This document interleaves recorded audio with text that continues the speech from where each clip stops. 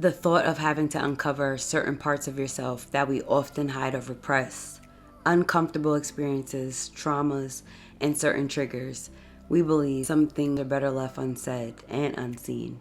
As I go through this journey called life, the more I've tried to bury these uncomfortable parts of myself, the more I've realized they would just keep resurfacing. And if we could, we wouldn't have chosen any of this mess we experienced, right? But I believe our past doesn't define who we are today. It only strengthens us if and when we accept it. I think that this is a topic that many people shy away from because of what will unfold. Things that you've gone through that you just push down and hope to never remember is something I think that we all can relate to. This is a very sensitive topic. I wasn't too sure if I wanted to even express or even divulge into, but I know that it's something that I need for me on a personal level. And I believe that if I could benefit from this, then you could benefit from this, because we have all been through something that has left us feeling abandoned, neglected, hurt, unworthy. We've been through certain things, and I feel like it all stems from childhood trauma. Childhood trauma, and it starts with our parents. No matter how you slice it or tries to come up with a different reasoning behind it, it stems from your childhood. People often carry childhood trauma into their adult lives, and it's not even something that is your fault. We learn certain things that we see growing up. We learn what we see in our household. This is not to bash any parents or anyone. There's certain behaviors that I have picked up, that I have mimicked, that has affected me in my adult years, even down to relationships. There are triggers, certain things that we didn't even know we had because we try to push it down, or it just resurfaces as we get older, or better yet, it just never left. These are the things that just keep going as this cycle has formed because of generational trauma. It starts from your childhood. I believe it starts from one unhealed person to another, and it just keeps going and going and going as you get older. If our parents weren't able to pinpoint their issues or things that they have went through, then sometimes it just passes on to the child, and then their children, and then their children. I seen this quote that really resonated with me. It hit home. It said, "Fix the broken child in you so that you don't break the child that comes from you." I wanted to make this video because along my journey, I have been through some things that I like to keep to myself until I think I'm ready to talk about. There is trauma that comes in so many different forms and ways. Your trauma is not worse than anybody else's trauma. My trauma is not more relevant than yours. Trauma is trauma, and it hurts. I've learned that if I don't deal with the things that have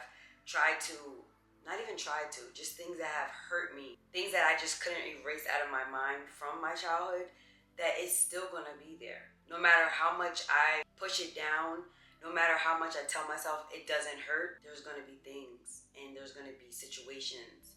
And I've seen that along my life. Even when I tried to not remember and just like have, selective memory, because you just don't want to talk about those things. You don't want to have to relive those things that brought you there. Sometimes it's so painful and you're afraid of what is the end result. The unknown can be the most scariest thing for some. For me it was, but I just feel like I'm never going to be 100% healed. My inner child is never going to be 100% healed unless I just jump right into it. And I feel like during my journey, I've tried different things. I've went to therapy, which is a very great technique for healing. But I feel like nobody knows me better than I know myself. You can sit and you can talk to a stranger or somebody who has, expertise or book knowledge, but do they actually really know? Did they walk in your shoes? Have they gone through some things? Probably yes, but I just feel like I didn't feel 100% healed. And I had to ask myself, like, what does healing mean to me? What does healing mean to you? To me, it means being free, being well, feeling like I can actually exhale. That's the most important thing for me in my life, is to be healed. Because if I'm not healed, then how can I be the best me for myself, and how can I be a good example for my children if I'm constantly just pushing things down and not wanting to deal with them? During my journey of therapy, I started and I've opened up some things in some situations that really left me feeling drained, and it was just very powerful. But for some reason or another, I just stopped. When I hit a certain point, I just felt like, okay, I'm good. I talked about it, Just a little bit. I'm good. The inner child is so important. I had to ask myself, maybe you can answer this as well, or maybe you've never asked yourself this. Talking to your inner child, like what does your inner child need? What would you actually say to your inner child today? These are the things that I had to ask myself, because I find myself when I'm dealing with life situations, certain things, there's certain sayings, there's certain reactions and responses that bring me right back to my inner child, and I feel like I'm triggered. And I just kept going back to that. Like every time I would push it down, something else would trigger me. And I was just like, wow. And I had to really do a lot of self-reflection, going back to things that I didn't want to go back to, because those problems are still going to be there. If I don't heal and if I don't talk about it, I'm only going to just repeat the same cycle. I don't want my children to be better than me. I want them to be able to express themselves. I want them to feel heard. It's so important to just get in tune with yourself. It's so uncomfortable to have to open up, to even have to think about like what has happened to you growing up. I think that when it comes to healing, it's something that can't be forced. I can sit here and make this video to you and try to like uplift you, but it's something you have to be ready to do. When it comes to myself and my healing journey, it's like an up and down battle. I have days where I feel like I'm progressing and I'm like, okay, I'm doing things better. I'm breaking these bad habits. I'm no longer mimicking things that I saw coming up, and then I backtrack. And then I find myself, unfolding or behaving in a way that I used to. And I'm just like, damn. But this journey of healing it's something that does not happen overnight. If it could be a quick fix, I think that we all would be some healed people walking around. We would be all so healed and feeling so good, but that's not the case. Everybody has good traits about them, and then we have some not so nice ones. And not so nice ones are things that I feel like come from ways that people or situations have made us feel. Go through certain things in life, that's where we pick up those unhealthy behaviors. You know what I mean? We all have things that we need to work on, or we could work on, to have to be ready for it. But I'm doing this because I just, through my life of just growing emotionally, there's just that block that just won't let me feel 100% like me. Still certain things that I need to release. When you're trying to heal from something, you actually want to release it. Not be angry about it. Things have hurt us, people have hurt us, but to actually heal, it means to forgive. We can go back and we can, blame our parents for their lack thereof, their abandonments, their abuse, their addictions, whatever the case may be. At the end of the day, they are broken. They were broken when they decided to have us. And this is not to even blame parents or shame any parents, but a lot of times parents are unequipped when they have children. There's no manual when it comes to parenting, right? The goal is to do the best that you can. Sometimes when parents are unequipped to be parents, when they bring lives into this world, they bring their baggage onto their children. And I think that's how the cycles form. There are some things that I think have helped me along my way. You can hold it in, you can have advice, you can just feel like this is who you are, this is what your life has become, but it's not. When you're ready to dive into it, you're gonna know. You're gonna know when you're tired of feeling it, because I found myself repeating the same things, or just coming back, ending right back in square one, or having people say the same things about me over and over again. Like, why do you keep doing this? Why are you acting like this? Just certain triggers that were so uncomfortable, it literally freaked me out, because I felt like that young child, that innocent child, that helpless child that wasn't heard, that wasn't anything, that felt abandoned, that felt alone. I'm an adult now, right? I'm an adult. I'm no longer that little girl, but there's certain things and certain parts of me that still need healing, that still need reassurance. I think that we all have certain parts of us that need some healing. The first step to healing is being mindful. Self-awareness is really big. Sometimes you don't see yourself. It takes from somebody from the outside to like point things out to you, right? You're comfortable being a certain way, acting a certain way, talking a certain way, doing things your way.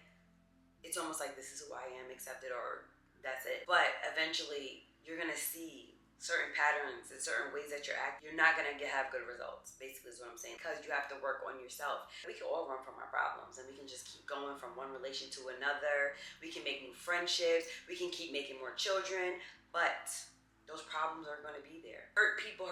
So I don't want to ever be the reason that my children are affected because of my unhealed self, because I'm not aware of things that I didn't deal with. You know what I'm saying? Like, I want to be able to teach my children to talk about things that hurt them. They don't need to feel like they can't come to me. Self-awareness is big. If you see yourself or you're noticing certain things that you just don't feel good about, that's the first thing, is just not being in denial. A lot of people are in denial when it comes to mental health. A lot of people just don't want to face the fact that they have some effed up that they need to deal with. We all have stuff, but it's better than anybody else, and I think that's the problem. We're worried about being judged. We're worrying about what people might think. The same way that you're worrying about what they thinking, they have some stuff they're dealing with. They're not talking about it, and it's coming out in their behavior, the way they speak, and the way they treat people.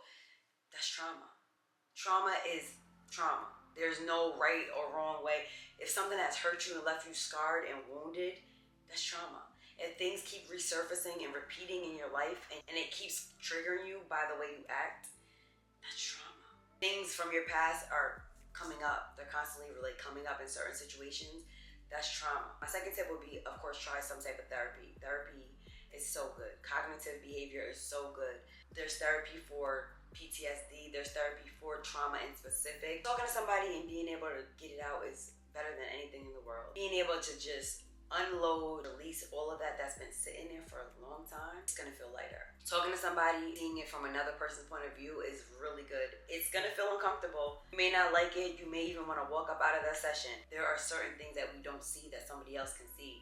And it's okay to get some constructive criticism. It allows room for growth. Another tip that is really good that I started is doing shadow work. I definitely got this book off of Amazon. I will link it for you if you're interested. Shadow work has been helping me a lot. It's really just a way for you to dive into your inner child. Get in touch with your psyche, basically. It's gonna feel uncomfortable. I've done a few exercises in here and I had to stop because it just felt so surreal. Like I was in certain situations again as a child. It felt so real in the moment that I had to just pace myself because it was very painful. Shadow work is going to allow you to be conscious and aware of certain things and certain traumas that you have went through in your childhood, things that you have repressed.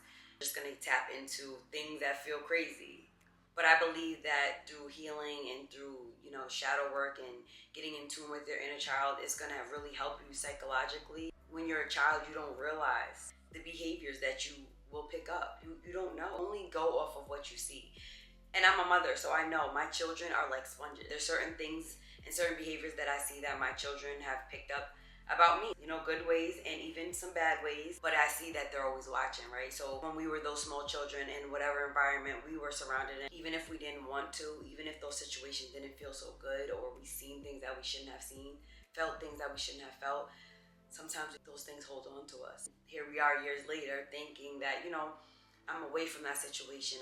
Thank God I'm no longer in that abusive household, or thank God I don't have to deal with the neglect, abandonment, or just the torment of how my parents made me feel. We don't realize that we brought those things with us, and we don't understand why we're mimicking those, or it just becomes a norm because it's what we saw, it's what we were taught, it's what we were given. Like I said, when it comes to healing, there's no set time. Nobody should ever make you feel like, you need to get over this. You need to stop dwelling and holding on to the past. The past is the past, but if you haven't dealt with your past and you haven't let go of things from your past is with you in your present. I realized that I have some things emotionally that are still holding on to me. When it comes to my healing, I'm not looking for validation from the people that have caused me any type of trauma. I'm looking to free myself from what it was that I endured as a young child.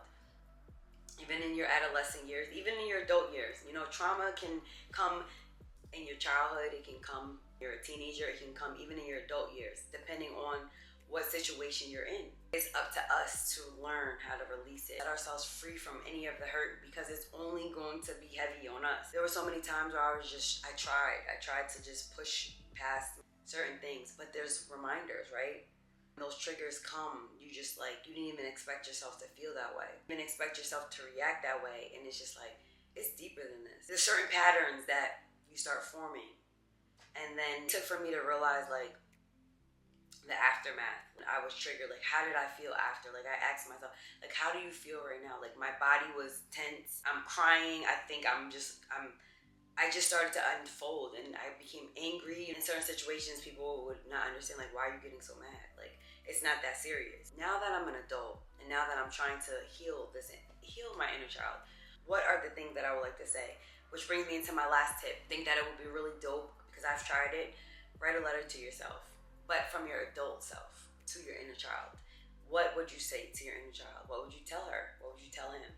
What does your inner child need? Those are the things that you can just write time and just talk to yourself. What would you tell your inner child today? The things that you know as an adult, the things that you may know as a teenager, depending on what age you are watching this video, whatever it is that has hurt you, help me to write myself a letter. And then when you're done, you can burn it. Take it to a secluded place, or you can save it, because you're gonna heal. Eventually, when you go back up to it, maybe a year or two later, you will see. Hopefully you'll feel lighter and it won't be so painful. I've become aware of the things that have hurt me. I know the things that I don't want. I know the things that I don't want to mimic anymore, but there's still certain things that are so sensitive to me that I still try to run from. Or when they're presented to me, I don't really know how to handle it. My inner child is still very sensitive, and so it's hard for me to, like, what do you do with all these emotions at one time? You feel so overwhelmed that you don't know where to put your emotions. How do I calm myself down? And I think that goes into learning how to self-soothe, which is something I don't think I ever really learned how to do, right? When you're a baby or you have children, you know, when they cry, right, they look for us to soothe them. We pick them up, we rub their backs, we give them a bottle, we give them their pacifier, whatever the case may be. But as they get older, we want them to self-soothe. So we put them in their crib, it's time to go to sleep, crying, right? But we leave them there until they learn how to go to sleep by themselves, right? That's self-soothing. And for me, I don't think that I ever really learned how to self-soothe. I've always looked for things or people to help me self-soothe. That's one of my goals for myself, is to learn how to do things for myself when I'm faced with an uncomfortable situation. We look for people or materialistic things, you know, self-satisfaction, an easy quick fix to feel better about something. Or, you know, people have different vices that they run to so that you just don't have to deal with what's happening in the present. Once that feeling of, you know, that numbness goes away, you're right back to square one. Those problems are still going to be there. I'm learning method for myself to learn how to self-soothe myself. You know what I'm saying? Literally self-soothe myself. Anything that feels weird, uncomfortable, we just want to get away from it because it's so painful to have to relive and go through that experience again. But the goal for me, and I'm sure the goal for you, is to let it go. Never forget what we've been through, because it's going to just strengthen us. But to learn better habits, right? Better habits, better patterns, better behavior, so that we don't continuously keep this cycle going. Because it's going to just keep going if we don't change it. If we don't stop it here, our children are going to just keep doing it. And then their children are going to keep doing it. And it's just going to be a whole family. It's just a generational curse of trauma. Just people hurting people constantly. And it just keeps going in relationships, the way you parent, the way you talk to people, the way you talk to yourself, the way you view yourself.